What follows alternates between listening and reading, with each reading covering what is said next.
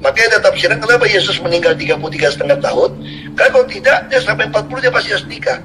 Jadi orang Yahudi itu ada kewajiban sebagai imam, sebagai pemimpin harus menikah. Jadi dengan tafsiran itu, Rasul Paulus itu pernah nikah. Tetapi cerai dia. Jangan buru-buru menghakimi Pak Ahok gara-gara video ini.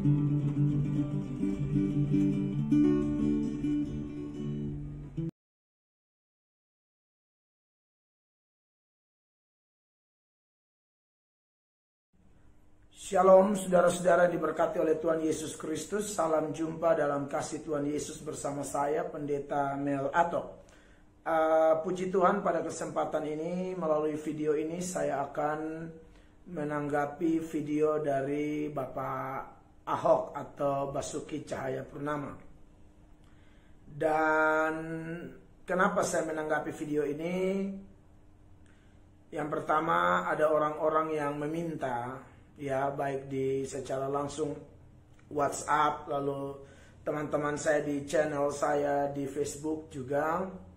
Waktu saya siaran langsung mereka tanya. Saya pernah sempat menjawabnya, tetapi saya menjawab tanpa menonton videonya. Lalu kemudian saya dapat videonya dan saya nonton, dan oleh karenanya saya mau bikin tanggapan, ya. Dari video percakapan Pak Ahok dengan Bapak Andi Efno, ya, pembawa acara Kick Andy itu, saya dapatkan penggalan percakapan tersebut, di mana ada bagian yang memang saya mau bahas atau saya tanggapi. Berikut adalah potongan video tersebut, ya. Saya Kristen Ortodok, jujur aja. Bagi saya pernikahan itu tidak ada perceraian. Tapi ketika orang memaksa saya untuk memanfaatkan kekristenan saya juga nggak berani. Makanya orang selalu bertanya begini. Orang suka tanya orang Kristen, ya, Rasul Paulus itu kan di Alkitab kan seolah sendiri, tidak ada istri, ya. Sebenarnya dalam sejarah kalau ditanya, Rasul Paulus itu pernah punya istri nggak? Pasti punya, karena dia Sanhedrin. Yahudi kalau dia di atas 30 tahun itu pasti nikah. Makanya ada tafsiran kenapa Yesus meninggal 33,5 tahun. Karena kalau tidak, dia sampai 40 dia pasti harus nikah. Jadi orang Yahudi itu ada kewajiban sebagai imam, sebagai pemimpin harus menikah. Jadi dengan tafsiran itu, Rasul Paulus itu pernah nikah. Tetapi cerai dia. Nah, saudara-saudara, itu adalah potongan videonya. Dan sebenarnya sudah banyak pendeta yang membahasnya, tapi permintaan orang-orang yang mendukung saya, maka saya juga harus memberi tanggapan, ya. Karena isi video tadi memang sangat berkaitan dengan nilai-nilai atau ajaran-ajaran Kristen. Sedangkan saya adalah pendeta, maka saya punya kewajiban juga untuk membahas, menanggapi menurut sudut pandang kitab suci, bukan sudut pandang saya. Dan saudara-saudara yang diberkati oleh Tuhan Yesus Kristus, tema saya dalam video ini ialah jangan buru-buru menghakimi Pak Ahok gara-gara video ini. Kenapa saya mengatakan demikian, ya? Yang pertama yang saya mau tanggapi ialah persoalan perceraian Pak Ahok. Dalam video ini, saudara-saudara, Pak Ahok sendiri memberi warna yang jelas bahwa beliau adalah Kristen Ortodoks yang memang pegang prinsip tidak boleh bercerai. Tapi karena satu dan lain hal, akhirnya beliau bercerai. Saya tidak bermaksud membahas masalah rumah tangga beliau di sini, walaupun dalam percakapan di beberapa acara beliau sudah mengungkapkan bahwa kelihatannya mantan istrinya Ibu Vero yang katakanlah berkhianat, begitu, ya. Tetapi sampai di sini kami tidak berani, karena Ibu Vero sejauh ini juga tidak ada omong apa-apa. Sejauh ini Pak Ahok omong. Jadi maksud saya gini loh, kita tidak tahu duduk berdiri rumah tangga orang, ya. Apalagi kita tahu beliau memutuskan perceraian itu ketika beliau ada di penjara, dan memang tentu ada masalah yang begitu berat yang Pak Ahok alami. Kita semua tidak pernah mengikuti perjalanan rumah tangga Pak Ahok dan Ibu Vero dulu. Jadi maksud saya gini loh, karena Pak Ahok ini kan orang Kristen, dan secara jujur saya sebagai orang Kristen dengan hadirnya Pak Ahok, apalagi di dalam urusan dunia politik, beliau seorang politisi, seorang pejabat Kristen yang menurut saya kita harus banggakan, kita harus akui talentanya, keberaniannya untuk tampil beda. Tapi kemudian mengalami kegoncangan rumah tangga ya. Nah, dalam kegoncangan rumah tangga yang beliau alami ini, saya tidak akan bahas panjang lebar. Ya, hanya saja saya mau bilang bahwa dalam rumah tangganya Pak Ahok ini kan kita tidak tahu persis persoalannya. Ya, jadi begini maksud saya. Semua kita ini kan punya masalah. Semua kita ini punya pergumulan. Maksud saya, ada saat dimana kadang-kadang betul kita saling menguatkan, saling mengingatkan, saling menegur, saling menasehati. Tapi ada saat dimana memang kadang-kadang kejatuhan seseorang itu beda dengan anggapan kita. Seperti teman-temannya Ayub, ya ini kasusnya lain. Teman-temannya Ayub yang datang komentar, menasehati, waktu Ayub ada dalam bencana beruntun itu, ujung-ujung Tuhan marah kepada teman-temannya Ayub yang ngomong sembarang. Mereka punya hidup tidak sekualitas Ayub. Maksudnya dalam hal iman, takut akan Tuhan, kesalehan mereka tidak sekelas dengan Ayub. Tapi mereka ngomong enak sekali, dan akhirnya di akhir dari kitab Ayub, beberapa pasal sebelum akhir kitab Ayub itu Anda bisa baca di sana, ya mereka ditegur oleh Tuhan. Bahkan untuk mereka bisa diampuni, dipulihkan, mereka harus minta Ayub menaikkan doa, membakar korban, dan lain sebagainya atas perintah Tuhan. Jadi memang itu contoh saja. Artinya begini, kita tidak bisa segampang-gampang menghakimi masalah yang sedang dihadapi orang lain, padahal mungkin level kita belum di situ, atau kita belum pernah merasakan apa yang orang itu alami. Makanya kenapa dalam video saya ini judulnya, jangan buru-buru menghakimi Pak Ahok gara-gara video ini. Maksud saya gini loh, katakanlah saya pernah belajar dan bahas tentang Petrus ya. Petrus jatuh, lalu mungkin ada orang Kristen tertentu yang seenak-enaknya menghakimi Petrus dan berkata, wah besar mulut kau, iya kan? Masanya itu saja menyangkal loh. Saudara bisa bayangkan itu menyangkalnya Petrus itu di halaman rumah Kayafas di saat orang lain tidak ada. Satu keadaan yang sangat berbahaya dalam kondisi saat itu. Disitulah Petrus jatuh. Jadi menurut saya oke lah, dia jatuh, dia gagal, tapi kita tidak punya hak menghakimi Simon Petrus secara membabi buta. Iya kan? Saya sering contohkan kalau misalnya pembalap MotoGP ya. Katakanlah Marc Marquez atau Valentino Rossi atau Lorenzo. Saudara, layakkah ketika pembalap-pembalap ini jatuh dalam balapan, lalu seorang anak yang profesi tukang ojek, dia bilang, gitu aja kok jatuh, belokan gitu aja kok jatuh. Katanya pembalap. Saudara renungkan ini, layakkah seorang anak ojek antara kelurahan, ojek antara gang, mengkritisi pembalap MotoGP yang jatuh di balapan? Jadi menurut saya gitu loh. Masalah yang Pak Ahok alami itu tidak mudah. Makanya ketika beliau mengatakan, saya tidak mau bercerai. Kristen itu ajarannya tidak bercerai. Beliau paham, tapi kondisi akhirnya beliau bercerai.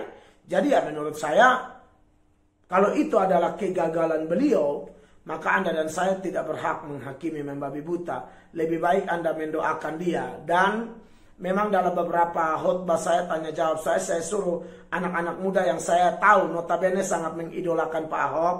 Saya bilang jangan idolakan Pak Ahok dalam semua hal, ya kan?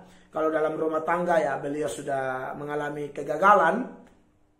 Tapi dalam hal berpolitik, kejujurannya kan dia layak diteladani. Petrus juga ada kurang, ada lemah. Daud juga ada yang perlu diteladani, ada yang tidak perlu diteladani. Salomo pun demikian. Jadi saya pikir semua manusia seperti itu. Hanya memang karena Pak Ahok ini adalah pejabat Kristen dan memang public figure ya di Indonesia, sehingga mulai ada tanggapan, komentar, bahkan ada judul tanggapan terhadap Pak Ahok yang berkata Pak Ahok pasti masuk neraka.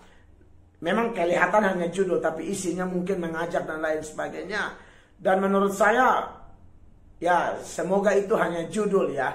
Jangan menjudge Pak Ahok pasti masuk neraka. Saya pikir kita nih sama-sama manusia berdosa yang punya kekurangan dan kelemahan. Ya, itu yang pertama. Yang berikut, sekalipun memang ini video temanya tidak menghakimi Pak Ahok, tapi bagaimanapun ada dua hal lagi yang saya mau soroti dari video Pak Ahok, di mana Pak Ahok mengatakan bahwa Paulus cerai ya. Memang persoalan kehidupan rumah tangga Paulus atau perjalanan iman Paulus yang kita baca di surat Korintus misalnya, memang ada sejumlah ayat yang memberi keterangan bahwa Paulus itu sendiri. Ya, artinya dia tidak beristri. Misalnya, saya baca buat saudara dalam 1 Korintus 7, misalnya ayatnya yang ke 7 dan 8. Paulus berkata, namun demikian alangkah baiknya kalau semua orang seperti aku. Tetapi setiap orang menerima dari Allah karunia-Nya yang khas. Yang seorang karunia ini, yang lain karunia itu. Ayat 8. Tetapi kepada orang-orang yang tidak kawin dan kepada janda-janda aku anjurkan supaya baiklah mereka tinggal dalam keadaan seperti aku. Secara implisit ayat ini Paulus mau bilang bahwa kalau orang tidak kawin ya tinggal seperti aku. Berarti akunya atau Paulus memang dalam keadaan posisi tidak menikah waktu itu. Nah, di kalangan pendeta-pendeta para teolog memang pro kontra ya. Ini bukan menghakimi Pak Ahok loh ya. Ini sudah bahas isi yang video yang Pak Ahok sampaikan. Dan dari video Pak Ahok ini seputaran Paulus, kelihatannya memang Pak Ahok juga orang mengerti, belajar juga pernah belajar ini. Dan kelihatan dari dua kubu ini ada yang mengatakan Paulus tidak menikah sama sekali. Dan Paulus pernah menikah, Pak Ahok ada dalam kubu di mana Paulus pernah menikah. Memang ada tafsiran mengatakan bahwa Paulus ini sebelumnya menikah. Tapi setelah dia menerima Yesus, beriman kepada Yesus, bahwa istrinya kemudian tidak bisa menerima keadaan itu, maka bukan Paulus yang menceraikan dia, melainkan Pauluslah yang diceraikan. Paulus yang ditinggalkan oleh istrinya, karena tidak bisa menerima keadaan Paulus dengan imannya yang baru. Ingat Paulus seorang Farisi ya. Menurut catatan Filipi pasal 3 ayat 4, 5 dan 6. Dia orang Ibrani asli, dia orang Farisi ya. Seperti yang Pak Ahok bilang dia anggota Sanhedrin. Dan itu memang dia pasti menikah. Karena ada hal-hal yang dianggap aib di kalangan orang Yahudi itu. Di antaranya seorang laki-laki yang tidak menikah atau menikah tapi tidak punya anak. Makanya Elizabeth ketika dapat Yohanes itu aibnya dihapuskan ya. Karena kalau orang menikah tidak punya anak itu aib. Seorang laki-laki yang tidak beristri pun itu aib. Jadi memang dari data-data itu ada kemungkinan Paulus memang pernah menikah. Lalu kemudian istrinya meninggalkan dia atau istrinya meninggal. Dan setelah dia ikut Tuhan itu memang seperti yang di 1 Korintus 7 ayat 7 dan 8 ini Paulus tidak beristri sampai meninggal. Tapi bagaimanapun ya entah di mana kubu mana yang lebih kuat ya, saya pikir itu persoalan Paulus. Tapi urusan bercerai memang Paulus tidak pernah mengajarkan orang boleh bercerai, tidak ada. Ya, Paulus selalu mengajarkan rumah-rumah tangga itu bersatu. Kalau bercerai, ya hidup sendirilah. Itu kata Paulus. Ya, makanya kalau kita lihat di dalam ayat selanjutnya. Dari 1 Korintus 7 tadi, ayat 9. Tetapi kalau mereka tidak dapat menguasai diri, baiklah mereka kawin. Sebab lebih baik kawin daripada hangus karena hawa nafsu.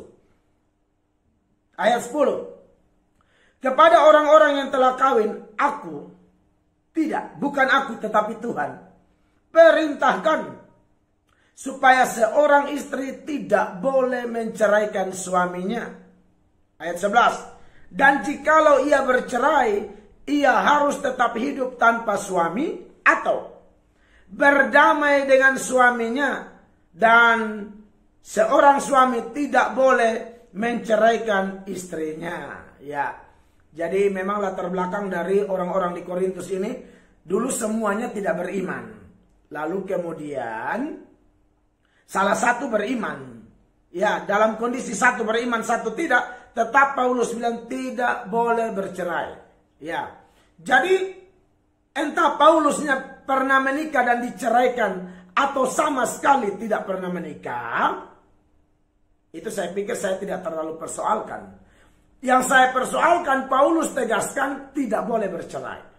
Ya, padahal yang Paulus omongin ini kepada orang-orang yang latar belakang tidak beriman, kemudian satunya beriman, yang satu belum, itu saja tidak boleh bercerai, apalagi sesama orang beriman.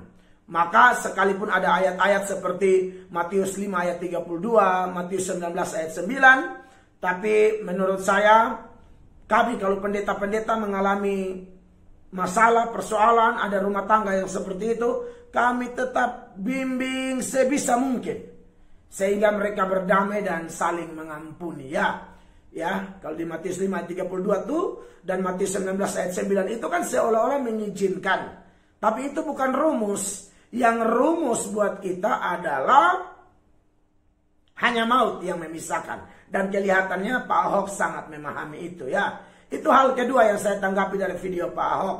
Yang ketiga, dalam video Pak Ahok itu, Pak Ahok karena lihat ada pandangannya beliau seputaran Paulus yang di atas 30 tahun pasti menikah seorang Yahudi, imam, pengajar. Maka besar kemungkinan kalau Yesus, dia tidak meninggal pada 33 tahun setengah, kalau dia hidup sampai 40 tahun, maka besar kemungkinan Yesus menikah. Ya, kalau dalam hal ini, saya memang tidak setuju dengan Pak Ahok. Ya, setelah saya nonton videonya, memang namanya Pak Ahok kan pernah belajar tafsiran. Ya, tafsiran ini kan manusia yang buat. Bisa benar, bisa salah. Dan dalam video ini saya lihat Pak Ahok juga tidak menjadikan ini ajaran baku bahwa Yesus nanti pasti menikah. Tidak, Pak Ahok. Sedang saya melihat beliau sedang bertolak dari tafsiran-tafsiran tadi, lalu membuat kesimpulan. Tapi memang melalui video ini saya mau beri tanggapan dengan dasar kitab suci bahwa apa yang Pak Ahok katakan itu hanya berandai-andai. Itu yang pertama ya. Jadi itu tidak sesuai fakta. Bahwa faktanya Tuhan Yesus sudah mati ya. Jadi tidak ada lagi kemungkinan yang kita bisa masukkan dalam kehidupan Yesus, di mana Tuhan Yesus ada kemungkinan menikah. Tidak bisa. Itu berandai-andai, dan berandai-andai ini hanya berujung dengan tidak pasti.